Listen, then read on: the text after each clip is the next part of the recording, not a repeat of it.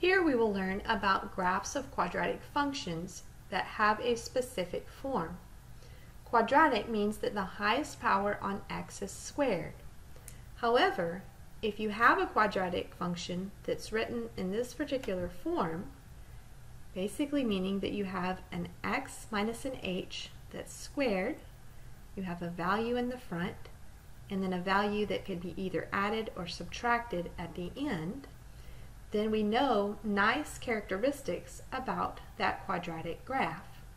First of all, a quadratic graph has the shape of a parabola. It's U-shaped.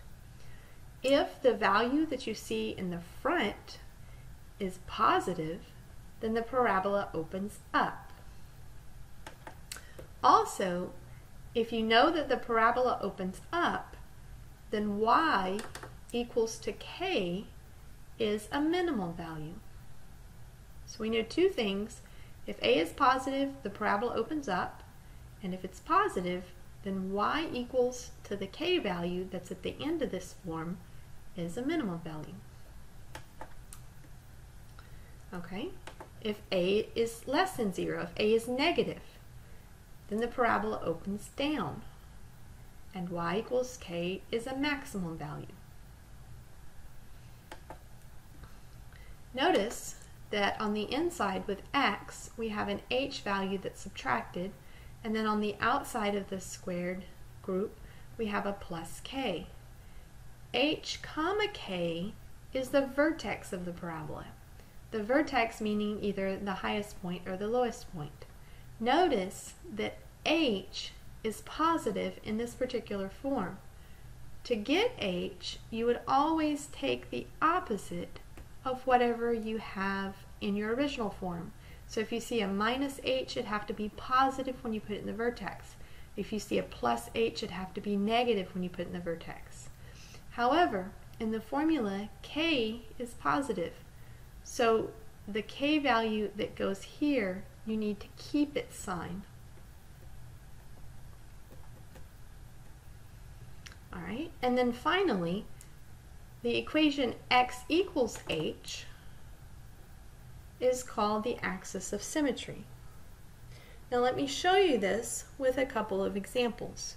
And these are just graphic examples of a quadratic function. Let's say that we have a quadratic function that looks something like this. We would need to find this ordered pair.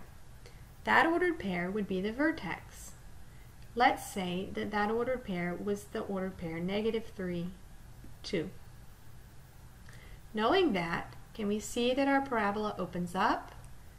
And so y equals to this value here would be a minimum. Also, notice that if we take and draw an imaginary dotted line through the vertex vertically, that would be what we call the axis of symmetry. And because it's a vertical line, it would always be x equals whatever value you have here. So in this case, -3. Let's look at another example of a graph of a quadratic function. Let's say that you had something that looks like this. And let's say its vertex was the ordered pair -3 and -1. Then in that case, we can look over, we know we'd have a maximum at the y value, so y equals -1 would be a maximum.